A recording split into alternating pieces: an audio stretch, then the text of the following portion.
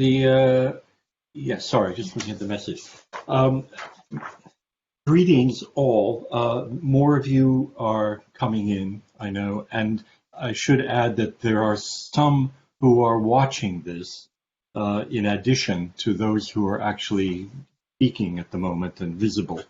The reason for this is simply that this is a working group that we are organized here to produce something. I shall explain what that is. My name is Richard Hudson. I'm the editor-in-chief of Science Business, and I would like to welcome you to this session in which we will talk about Deeptech, specifically, as indicated in the title, how to get more disruptive ideas out of the lab and into world markets. What we are doing right now is with you trying to work together to formulate some recommendations to the Commission for what it could do to better promote the development of deep tech in Europe. This connects to the issue of technology sovereignty, which is the subject of the overall conference, which is in plenaries before and after this session. But it's also important in its own right. This, as evidenced by the fact that there's already quite a lot of effort that is being put into this subject. This session is sponsored by Attract, which is a Horizon 2020 project, meaning funded by the European Commission, to promote and to fund 170 projects and startups and initiatives in the field of imaging technologies, monitoring technologies, networking, and other aspects of what you might call deep tech, by which we mean very simply technologies that are based very closely to the fundamental science that arises from Europe's great universities, from its research infrastructure, and of course from its companies as well. These are disruptive technologies, hopefully, in a good way, but also important ones. So I will briefly introduce the speakers who are going to kick this discussion off. Their function is they have very kindly agreed to say some opening words so that we can kind of begin and frame this discussion. First is Kathrin Brenker. She's the founder and CEO of Optobiolab. She was recently, last year, I think, Kathrin, listed by MIT Technology Review as on their list of innovators under 35. Yay! May you be on that list many more times. The field in which you are operating is what you call optogenetics, which you shall tell us more about, no doubt, as we go on. Also with us is Matthias Kaiserswerth. He's the managing director of the Hasler Stiftung in Switzerland. He's also, I should say, a member of the Research and Development and Innovation Committee, the review committee, as it were, of the Attract project. Matthias is also a former head of IBM's very famous Zurich laboratory, which has, I believe, Matthias, it's 2 Nobel Prizes. Is that right? I think so. Well, it's 4 people, so it's 4 if you want. Okay, all right. Double counting again. All right, and then also we are joined by Martijn de Wever. He's the CEO and founder of, well, more than one company. One is Force Over Mass, which is an investment strategy firm in London, I should say, and also of Floww, that's FLOWW, which is a financial technology software as a service platform for venture capitalists. So three different perspectives on this deep tech issue, and to lead the discussion is Cinzia. She is professor of physics at the University of Manchester, also a member of the Attract Review Committee. And she's currently a visiting professor at Stony Brook University. And Cinzia, I think you are actually in New York right now. Is that right? I am. So you get the prize for the most antisocial hours. Thank you for joining. Cinzia, over to you. Thank you. Thank you very much, Richard, for the introduction. It is really a great honor to be moderating this discussion. You have heard a lot of that already this morning for those who connected to the plenary sessions, but I will be repeating a few of the concepts that maybe you've heard and also that Richard mentioned already. Relationship between Deeptech and technology sovereignty in Europe. Before doing that, I would like to remind you, please, if you have any questions, please use the chat. Post your questions on the chat. We will collect them at the end, and Richard offered kindly to help me with collecting and then asking the questions. And this will happen at the end after, of course, all the presentations and the questions that we will ask the speakers. Well, going back to the main topic, a few things I would like to say, just related to this concept of deep tech and technological sovereignty. So in a recent opinion piece which was published in different newspapers by the European Commission President, Ursula von der Leyen, she described technological sovereignty as a capability that Europe must have to make its own choices based on its own values and respect its own rules. Well, we can even clearly see, and it was briefly mentioned also by Richard at the very beginning as a comment, to become more sovereign in the global economy, Europeans need to focus on becoming global leaders first in something that they have a long-lasting tradition with. And this is really an experience with technological, and as a consequence of that, economic innovation, and not just in regulating its social, economical, legal, and aspects. So for this reason, if Europe wants to boost technological sovereignty, it's going to have to pay more attention to deep tech. And this is the bottom-up, blue sky, wide, creative, and open process, which allows what is the curiosity-driven science today to be really the breakthrough technology of tomorrow. And we have several examples of that. So this is a completely different process. It is technically very tough. It is potentially very disruptive, high risky, and definitely capital intensive. But from the point of view of talent and infrastructure alone, well, definitely within European tradition, capacity, philosophy, values, and means. Doing so will require a better and well-organized networking system to bring new deep tech ideas quickly into the mainstream. I think that time is really very important in this respect. We know that with globalization, time is everything today. It requires great openness, at the very beginning in particular, and trustworthy sharing of ideas, and the formation of collaborations, which is really inclusive, meaning including universities, industry, public and private investors, quickly and at a very early stage. So this was the early motivation for the Attract ecosystem, which was really started as a collection of disruptive ideas in the wide field of detection and imaging technologies, a field which crosses disciplines and applications, going from fundamental science to big data streams and data processing. So ecosystems like this require a mechanism ad hoc to move quickly and effectively early stage ideas up to the technology readiness level ladder, because this is really it is really the key point of doing that in creating this bubble, in fact. So the European Innovation Council has the potential to do that. In the gap between the Pathfinder and Accelerator funding schemes. And as we heard this morning, it has already started to try and model this ad hoc process to make it as efficient as possible.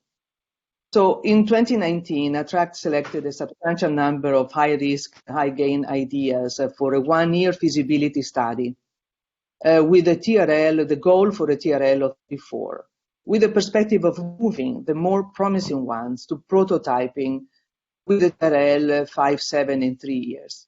And this scheme has been somehow I picked up from this new accelerator funding scheme, which really, I think it is really a fantastic idea, in particular because the preliminary results of this process through Attract, in terms of novelty, creativity, presence of young researchers and principal investigators, are really extraordinary. So I will conclude this and pass over to the questions to the speakers, but I would like to say as a conclusion that Europe's capacity to prosper on the back of innovation comes from the ability of individuals first, but also companies and governments to make use of disruptive technologies in creative and effective ways. Of course, Europe will have to improve regulatory skills at home to encourage the process and to become an example that maybe others want to follow. And with that, I will start by inviting Kathrin Brenker, and I will start by asking her the first question. As a young entrepreneur in an innovative biotech company like the Optobiolab, what are the biggest hurdles you find in your daily activities for making your company grow competitively? And therefore, what would be your wishes for a model of European technology sovereignty? Kathrin. Hi, thank you so much for letting me speak here today and your kind introductions. So I have recently become the founder and CEO of a young startup at the University of Freiburg. We're called Optobiolab, and we build illumination devices for optogenetics. And optogenetics is a fairly new research field that allows to control signal behavior in cells using light. So you can really remotely control biological behavior using light of different wavelengths. This is truly an amazing technology that I really think will change the world in the next 10 or 20 years, regardless of what's going to happen to us at Optobiolab. And we developed specialized illumination devices that enable this kind of research. Just to give you a quick background of what we're doing. Yeah, and we've now reached our third year, and we are one of the startups that were also funded through the Attract Phase 1, and we're truly grateful about this. And this was a great opportunity for us to build our first prototype for our second product that we want to launch very soon. And certainly our biggest struggle in the past years was to find the right kind of funding. So there is a lot of funding out there, but it's truly a jungle. If you're a young startup, you know, there are all these different horizon fundings, and there's local fundings, there's statewide funding, EU fundings, and then there's startup specific funding, some fundings that you have to compete with huge companies with. You don't stand a chance as a small startup where you're writing your own grants. So I thought this is really a struggle, and what I'm hoping for is to get this in a more organized way. So as a very early startup, you just need a little bit of money to prove your idea, right? Get a team of 3 people funded for 1 year to actually build a prototype, get your proof of principle out there, and maybe combine this with a second year of funding. If you get your prototype, if your idea works, get a second year. So similar to the Attract approach, really. First prove that you can actually do the thing, and then maybe you get a little bit more funding. And then maybe also get a step 3 kind of funding. This already exists here in Baden-Württemberg in the southwest of Germany. And I would really hope that this could exist Europe-wide. So it's a co-investment approach where you find a private investor, he's giving X amount of money, and then the state of Baden-Württemberg will actually add this up so that you are able to grow for another year or 2. Which is really great, because then, you know, you have to find a private person taking the risk and believing in your idea and your company, and then the state will add this up, which I think is really a great kind of co-funding. And if this you know, all these kind of different fundings exist, but it would be really nice if you had some higher organizational structure that will actually tell startups, you know, this is where you can go, this is where there's also funding, these are teams that can help you, and so on. This would be really, really cool. And another thing that I personally maybe struggled with is that I think that technology transfer in German or even European universities is not very, you know, people don't think of this very fondly. So a patent or technology transfer in general, I feel, is not valued among scientists. You're the backstabber. If you are trying to commercialize an idea, I had big struggles to actually file a patent, and I had to do this all by myself against, you know, other people that weren't so convinced and that were more eager for me to publish scientific data in high-ranking journals. And I think this really has to change. I think technology transfer, commercialization of great ideas or any ideas has to be pushed at universities as well and has to be valued. Maybe you even have to be able to write a grant with patents and not just publications. But I think we're quite a few years away from that, but maybe this is something that we could change in the future. This is all I have to say about this. Thank you. Thank you. Thank you very much, Kathrin. So if you have questions for Kathrin, please post them on the chat. We will collect them, and then we will ask questions to all the speakers at the end. I'd like to move on to Matthias. And so, as an experienced professional managing research, development, and innovation in a large corporation such as IBM, so my question to you is, what key elements in Europe's open approach are essential for technology sovereignty, and in particular from the perspective of crossing the infamous technology readiness level valleys of death?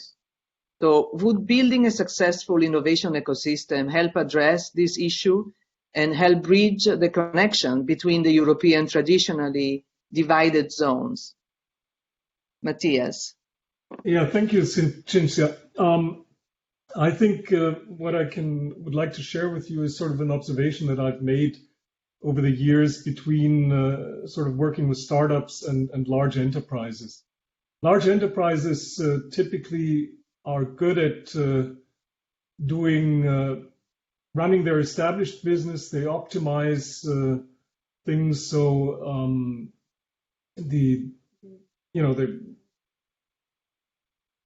that really for efficiency and they're very good at these things. And they whatever offerings they have as a large enterprise, they incrementally improve, but they have actually a challenge that I've seen in really bringing new things to market. And the reason for that is when you have a new thing that you want to bring to market, it typically at the beginning is not a big thing. And whether something is disruptive or not, you only know after the fact, and you don't know at the outset that it's going to be disruptive because it's only disruptive if it really disrupts something. And that you only know after the fact. So that's one side of the coin, that large enterprises have challenges. What I've observed in recent years is what large enterprises do is they start engaging and looking what ideas are out there, what startups work in the space that our customers might become interested in, what is it that's happening in that space. Now I look at the other side of the thing, startups, and we heard Kathrin talk about her startup and the grants and funding that she gets. One of the important aspects when we look at this is it's not only getting the technology ready and increasing the TR, technology readiness level, to 9, I guess, which would be the end then, it's mature technology, but it's also finding the appropriate business model and the application for the technology.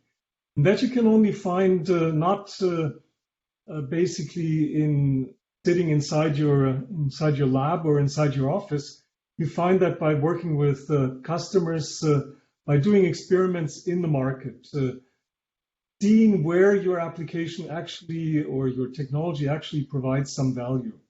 And that's what startups are actually good at. They're nimble. Somebody working with a startup does not expect necessarily the solution to the big problem as a large enterprise, but they look at it, does it help me? Is it something? Let's do a proof of concept.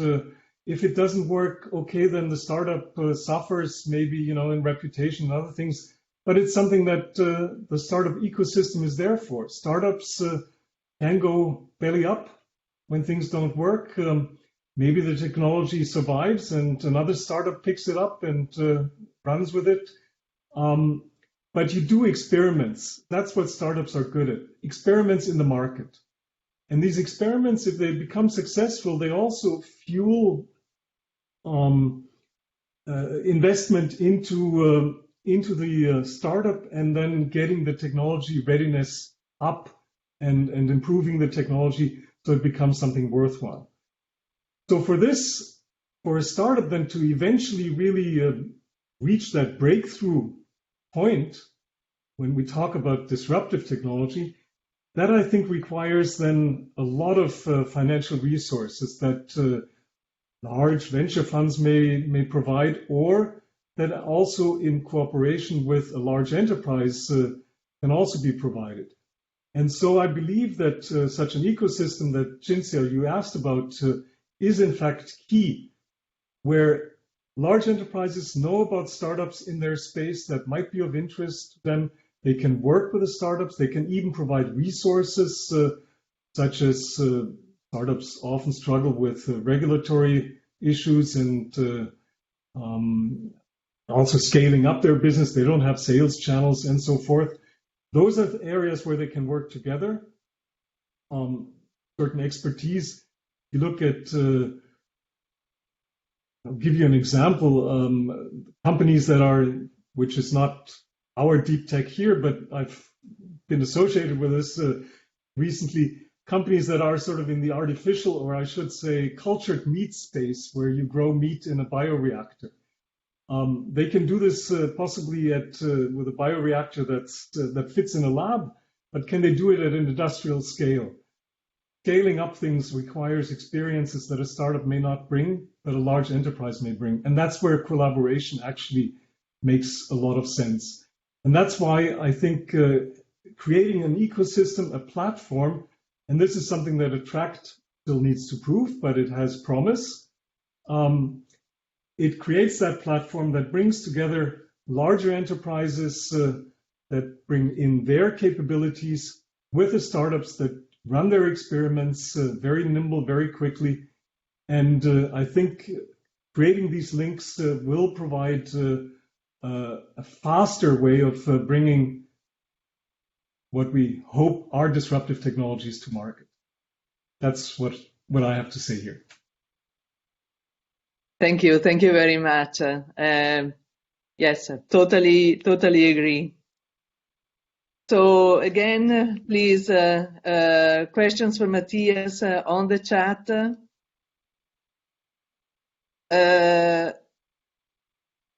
Yes, please, just write down your questions, Christoph, so we will collect them and ask them at the end to all the speakers.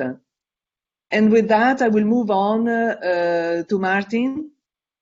So Martijn, for you as an experienced private investor, what ingredients would Europe need to include in an open R&D&I culture and public-private governance to move towards technology sovereignty from the investor's perspective?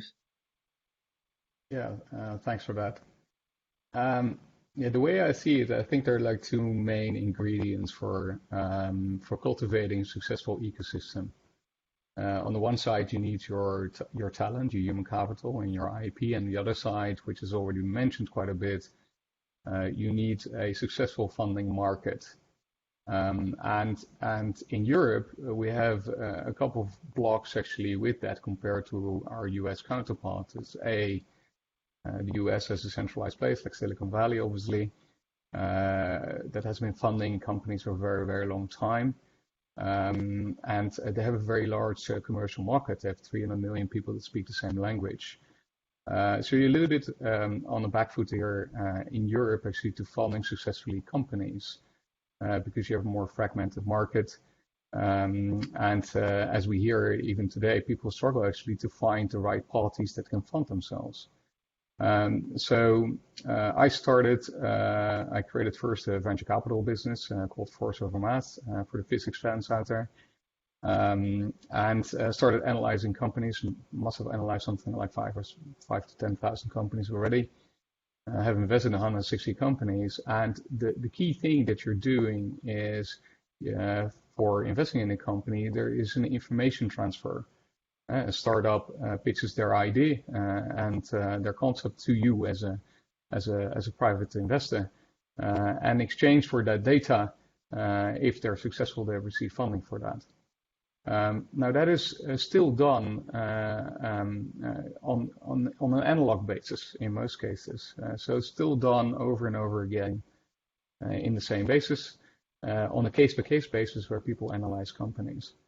So I saw that was a huge problem and decided to build a platform for the ecosystem, which has come to light during the discussions that we have currently.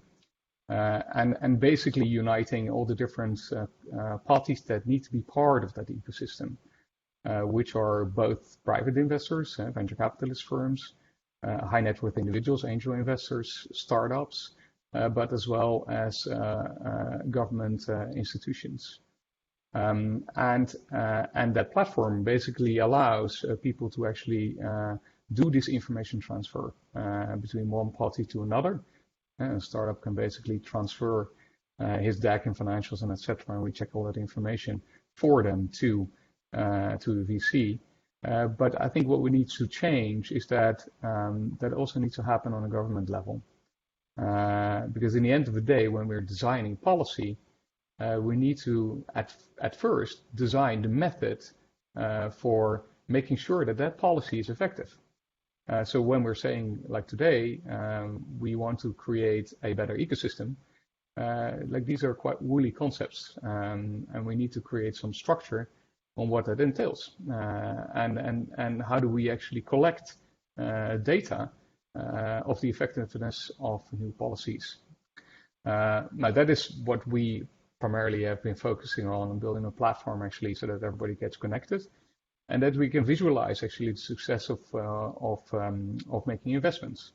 Whereas the success, for instance, for government might be completely different than the success for a private investor, but they can coexist in the same environment with different kind of goals. Government, for instance, wants to strive for a better wealth distribution, whereas private investors strive for more IRR, and maybe they strive a little bit more for social investing these days, and thank God for that. But they have different goals. But having different goals doesn't mean they cannot collaborate together. You just need to give them the right tools so that they know if we're investing in this particular space, where do I want to see the effects, and can I measure that effect, and can I learn something from that?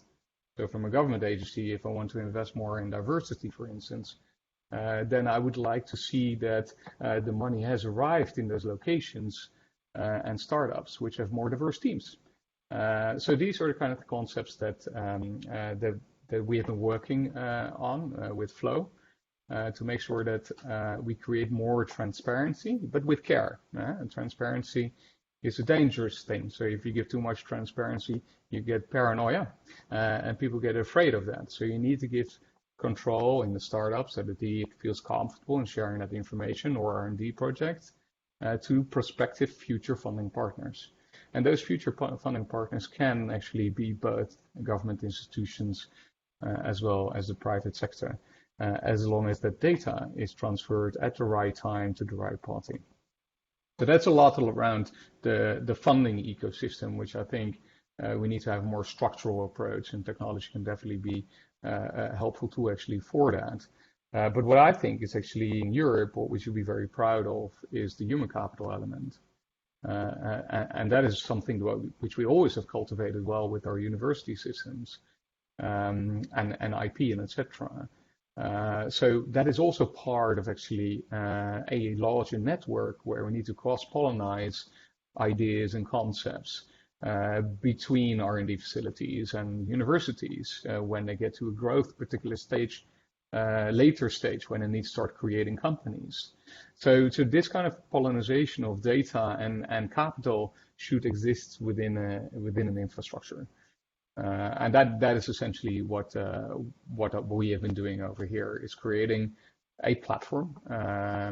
We are in the age of the platform economy, right? We have many successes out there. And with the platform, you need to make sure that all the stakeholders on that platform are comfortable, have control, and share data with full control with each other to create a better ecosystem. So that is sort of what I wanted to say. Thank you. So a controlled bubble where you have openness and transparency before really letting it out. Yes.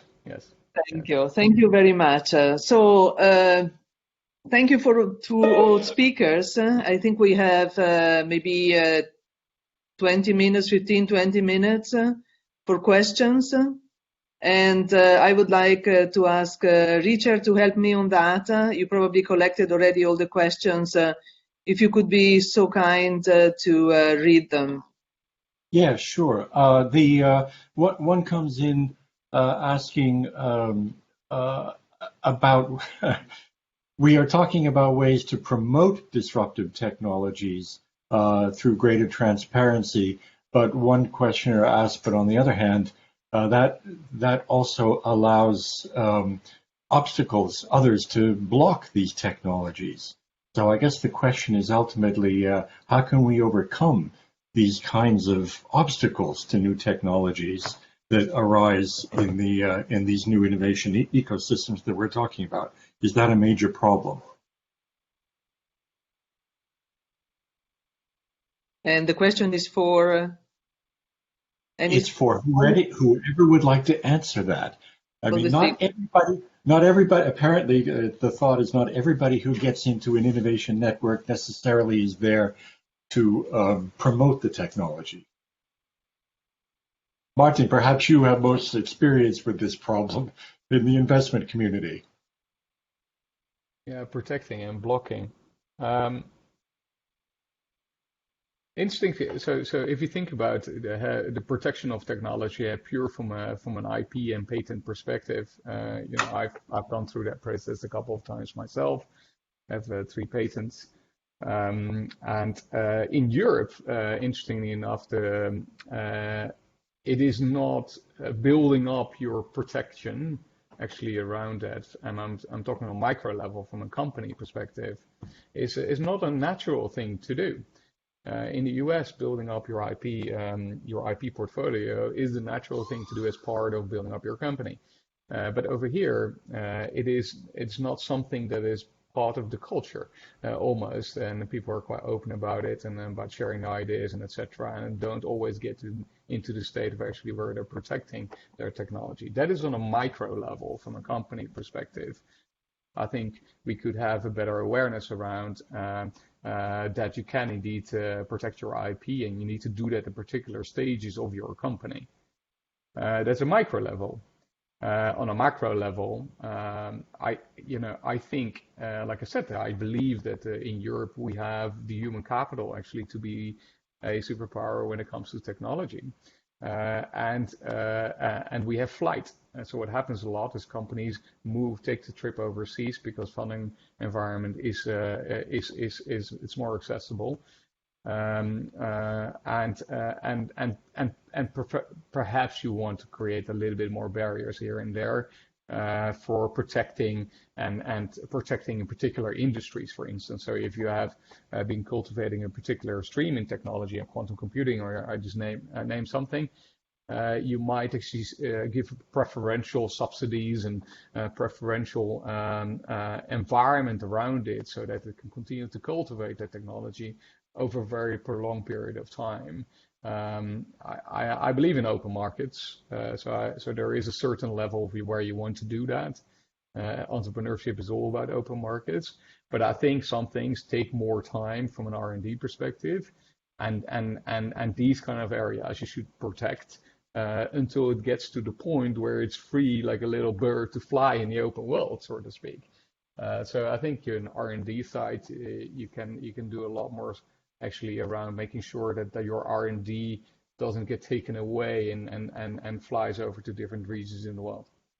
Okay. Another question comes up. This is perhaps for either Kathrin or Matthias.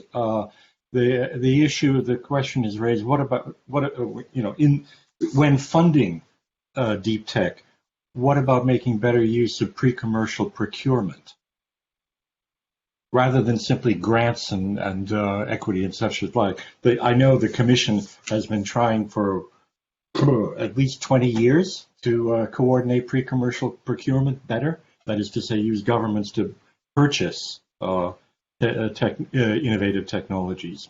Is that important?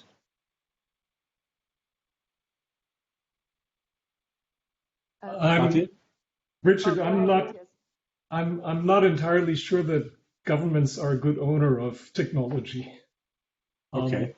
They have different roles to play. I think, and they're certainly not in the business of commercializing technology and finding the fit in the market. Usually that is better left to the private sector.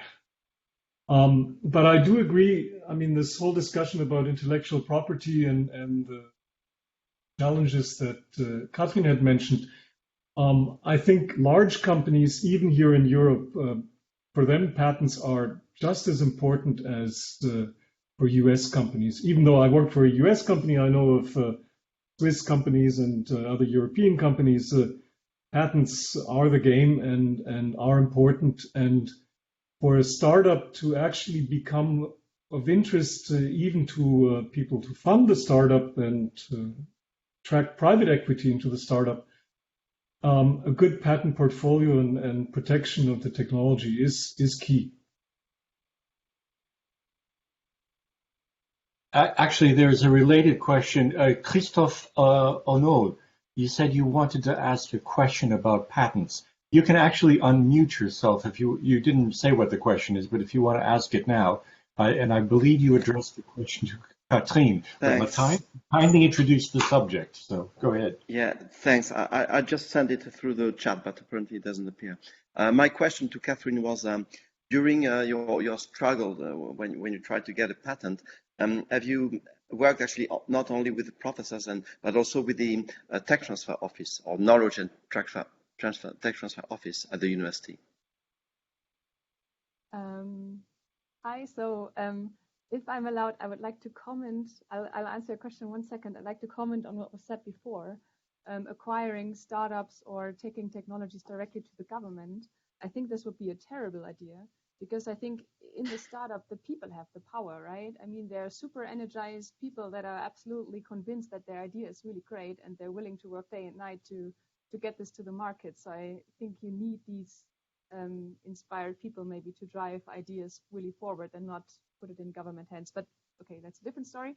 To come to your question, yes, I had a lot of help from the local technology transfer office, and the day that I stepped in the office, everything was great and worked smoothly. We are fully patented now, so everything is great. What so clearly I didn't make my point. I didn't make my point quite clear. What I wanted to say is that I didn't even know there is a technology transfer office. I had no idea that there is a founder's office at the University of Freiburg.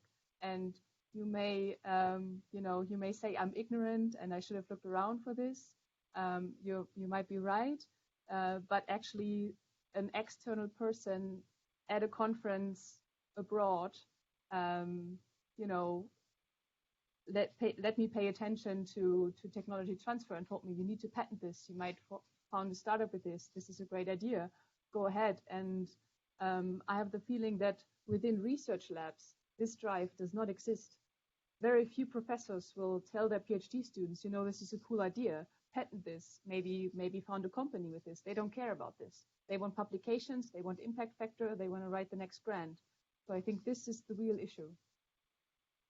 Thanks. If I might comment on the second part of my question, we got KT offices all around Europe gathered in associations, and this is exactly our role and our mission is actually to let also people like you and industrial people, let them know that we have this kind of offices, and this is exactly their mission. And I heard at the beginning of the session that more networking was needed, and this is really what these associations, namely ASTP in Europe, is trying to do with the help of the European Commission. So I'm pretty sure they are probably next step to do together. I mean, between networks from investors and startups, spin-off industrial companies, bigger companies, and these associations of knowledge and technology transfer offices. And there's a very interesting question coming in from Ken Kasser. Do you want to say it yourself, or do you want me to read it? You're welcome to read it, John. Okay, all right, fine. It's very, very, very Sorry, simple. Richard. That's okay. I answer to any name.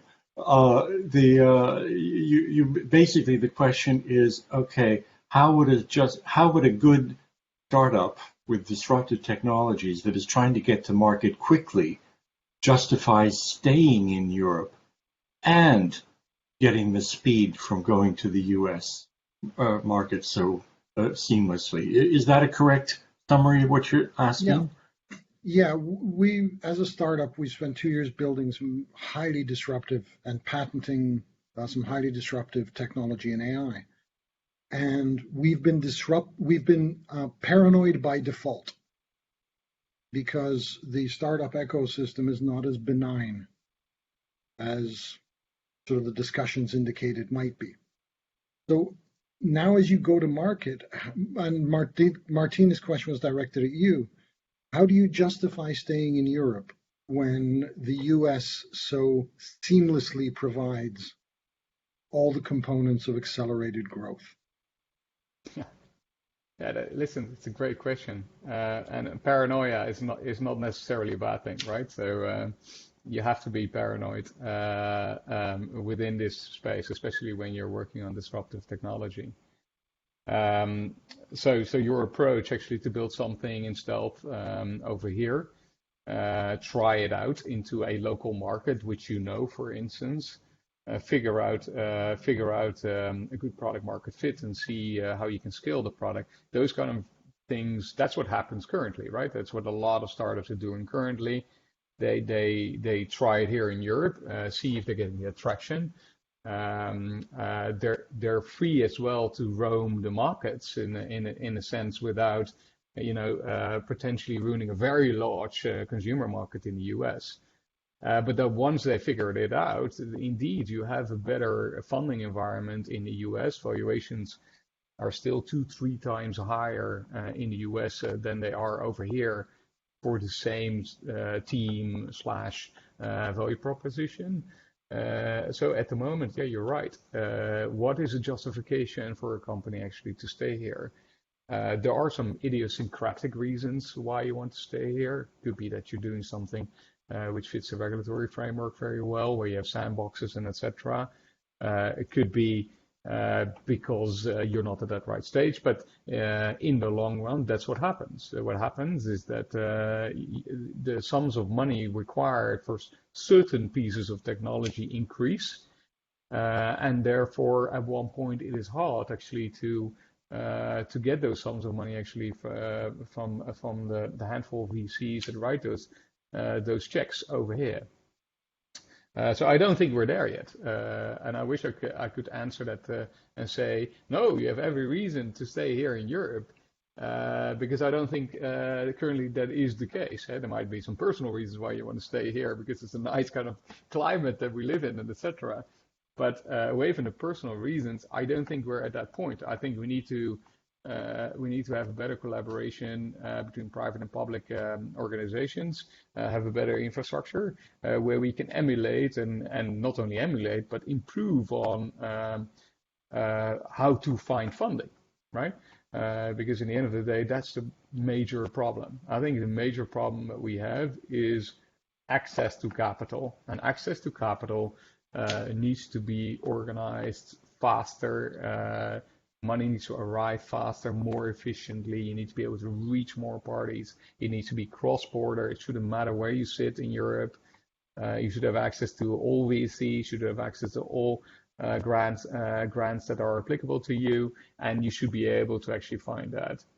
Martijn, yeah. Martijn, but what we're building to is to get a list of recommendations that I will take to the session at 3 o'clock with Jean-Éric Paquet, the Director General. So what exactly would you tell him to do about this? Well, bigger budget? He can adopt biotechnology, but as for starters, but I think it needs to be a structured approach. So what needs to be done is there needs to be of course, a budget for innovation, a method for at the outset where you say, okay, we are going to invest a certain amount, let's say, it doesn't matter, an X amount of money into innovation. Then the method should be, what do we want to achieve with that X amount of money? There are KPIs that you want to achieve with. You want particular, you want to create jobs, right, within the industry. So you need to measure that. You want to create a particular diversity of or wealth distribution into particular layers, right? So all the KPIs need to be formulated.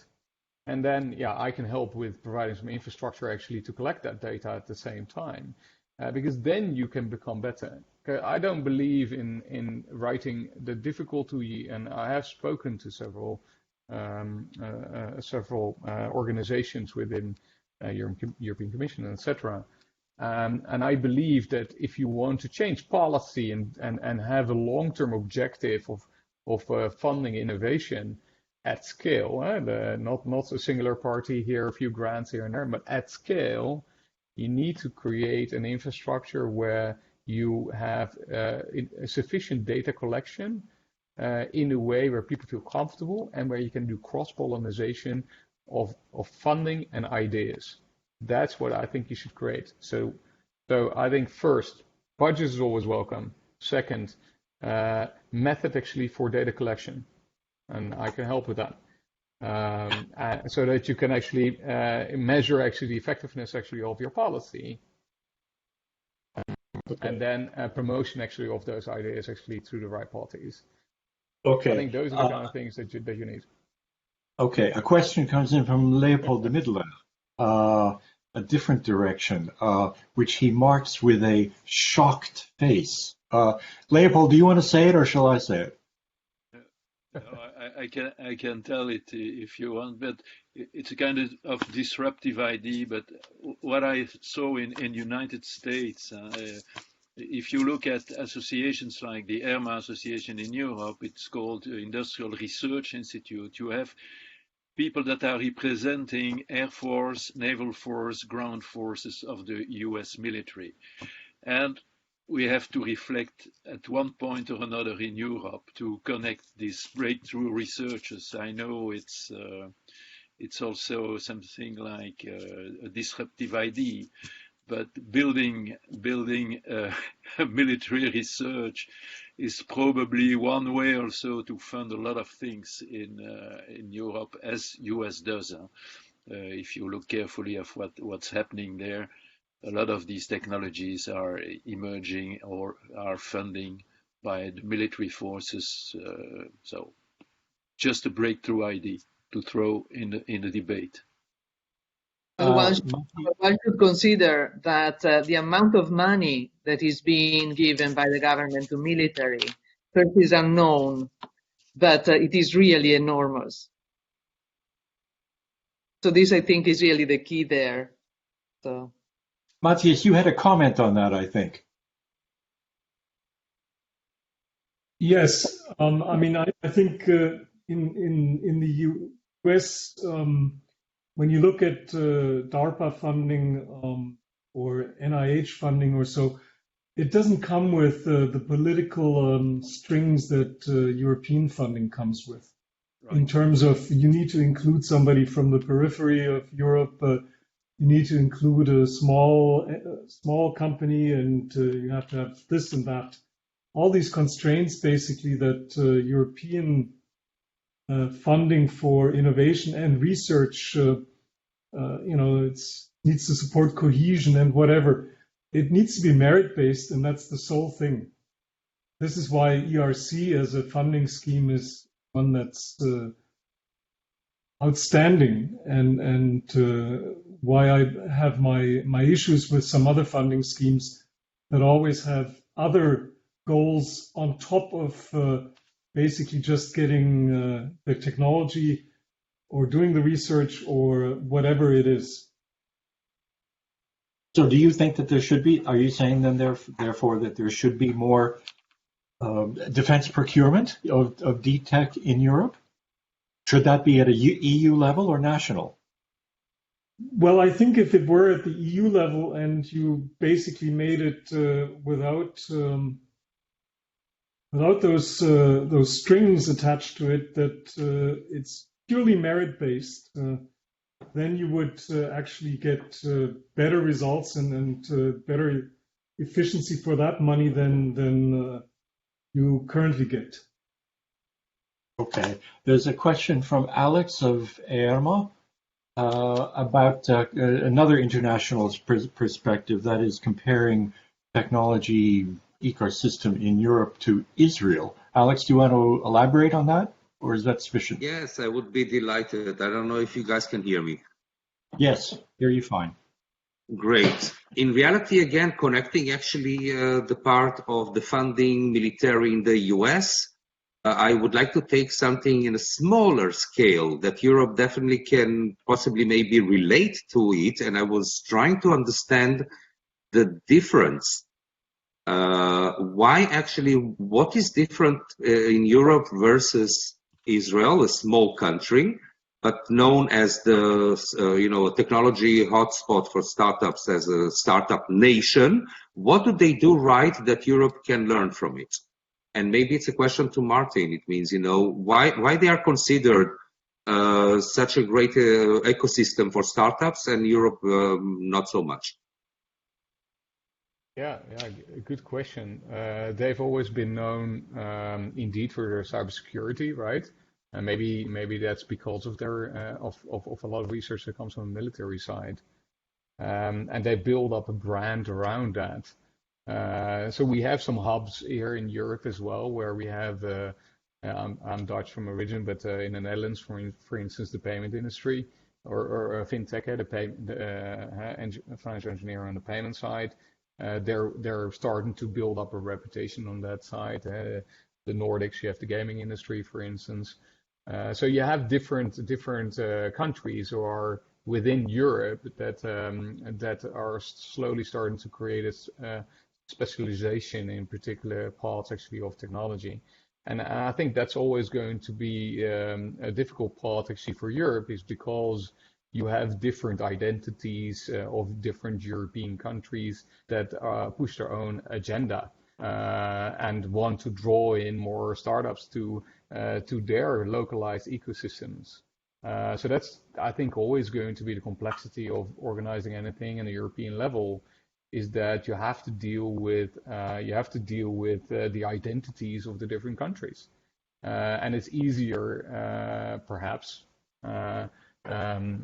For Israel, and they have been very successful indeed, and you're right, they have been successful indeed actually to cultivate that culture. And what you're seeing currently is that it becomes much more disparate.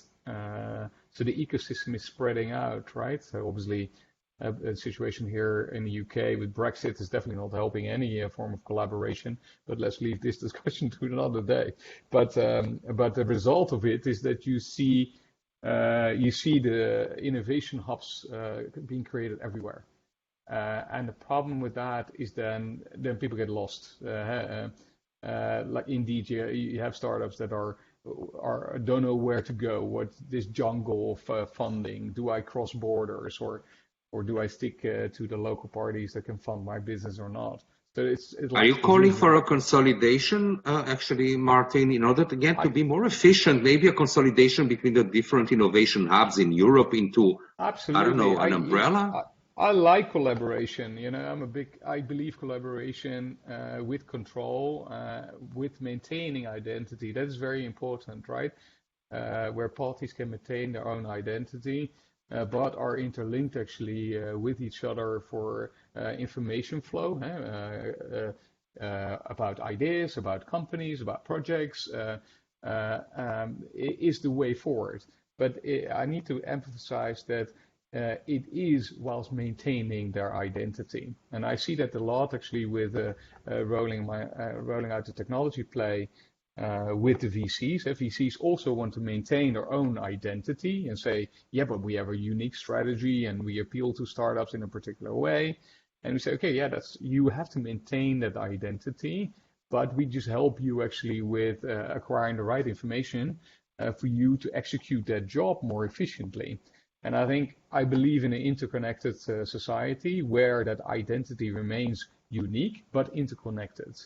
And because then we have the best of both worlds. We can have both the government institutions as well as private institutions as well as private investors all coexist in an interlocked environment where everybody brings to the table what they can bring to the table, is respected for their own identity and marketing that's associated with it, but at least they have access to the same resources they require. So startups needs funding, a project needs funding from the public side, needs funding from the private side, maybe at a later stage, but at least he builds up that track record so that he can convince a party at the later stages from, hey, this was my project, I build up this repository of data, this is what you need as a private funder to understand my business and to fund me. And I think that can be totally intertwined actually with the different parties, and I think Europe can be extremely successful actually doing that, because like I said earlier, in the end of the day, what you can't change that easily is people. And we do have outstanding university system and very, very, very bright people. But that's why they all go to the US, and that's a shame, and that we should try to win that game. Yeah. So another point, John, actually on the consolidation for the next session, I mean consolidation of innovation hubs actually around Europe. Okay, is there, Cinzia, do you want to take back now? Yes, I think, well, it's 15, so I don't know how abrupt the closure is. No, we can go for another 5 minutes. It's as you like, but right. Go ahead. So, well, I can see, first of all, that there are a few more questions, and I would like really to thank everyone for being so active in putting them through. They are all very interesting. We will try to collate them and extract, of course, the interesting information for the recommendation this afternoon. What I can do now, if you agree, Richard, is to go through some of the points that we made during this conversation, this very interesting conversation, to try and see if we all agree on some of the recommendations that we can put forward. And then we can elaborate a little bit more maybe later. There would not be too much time to pass it through. So from the presentation and some of the questions, I think that what came out is the concept of people, and it was stressed very nicely also by Martijn just now. So we need really to be the source of the economic innovation and just not only be the regulator for that. We need to pay more attention to deep tech, to also originate this innovation and idea, and give space to blue skies ideas and openness for that. Important, organize a good networking system where all the players are present, from the generators of the ideas, but also governments, funding, really an important funding to bring as fast as possible this idea into market. So go really as fast as possible throughout the TRLs. And this needs to happen at a very early stage. And I think all these models that we've seen, including the university, so the American system, Israeli system, might really help in putting and stressing this. But of course, we need to do that, taking into account the European values and who are European in that sense. So the American system works because it is happening in America. I think we need to build something that works as well, but of course in Europe with the European values. So push support for patent closer to the university models, as was stressed by Kathrin. And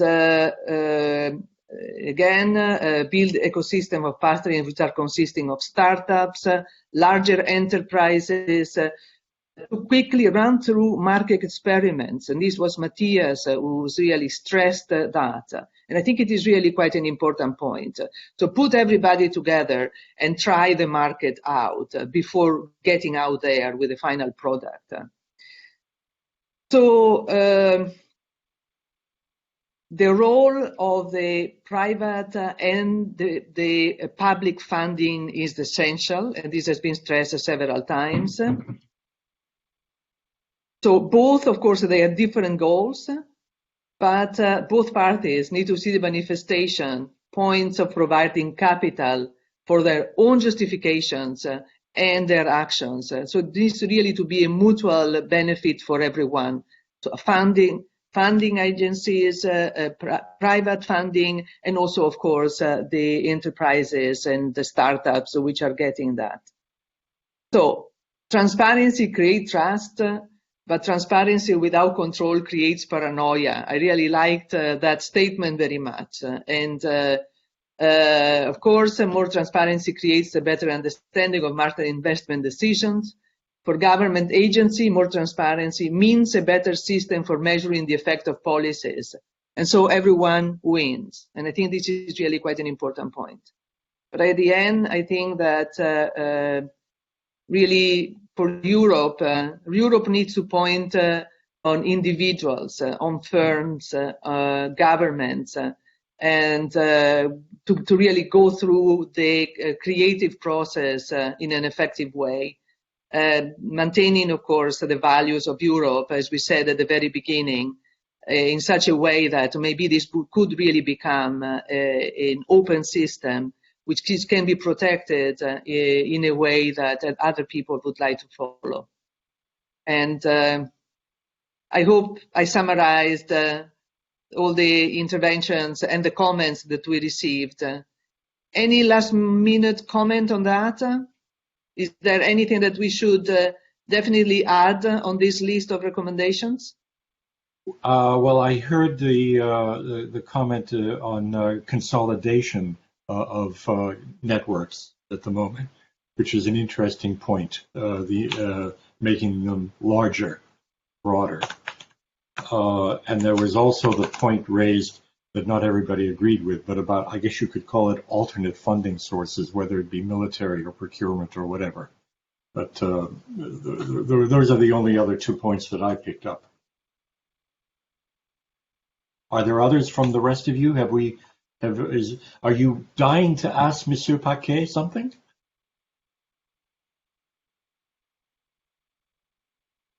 Richard, if I may. Yeah. Yeah, because I think my point on pre-commercial procurement was not understood well. What I was trying to say is that, startups with disruptive technologies, they go for grants, and sometimes this is not seen as great also by the investors. But if some of that funding were to be more in the form of pre-commercial procurement, which is sales, which we're not giving the technology to the governments to do something with it, we're testing it out on them like pilot clients. And then this would allow to do the experiments that Matthias said, but it would fit into the box of sales rather than grants, making the investors more happy and hopefully showing to the commission that, this can work in a real environment, not just in a lab. So that was kind of my point of PCP, which was misunderstood somehow. Okay, thank you. Thank you. Okay, Cinzia, is there anything else? I think that if everyone is happy, we can probably close it. Richard, any last word on your side?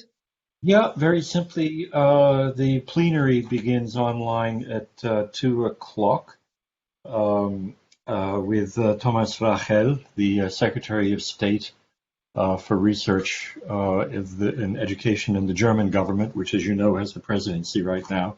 The German presidency has been pushing this technology sovereignty issue very hard in its presidency. So that's interesting. And then if you want to hear what Mr. Paquet has to say on any of these points, be there with us at just a little after 3 o'clock. Probably about 10 minutes past 3, I believe, is going to be joining us. But that's it. Thank you. So I really would like to thank everybody. It has really been very vibrant. I hope that this will be really an opportunity to pass to Paquet our thoughts, and they are very open, and I think they are very interested in moving on, grabbing ideas, and my feeling is that something will happen. So thank you very much, everyone. It has been really a great experience. Thank you.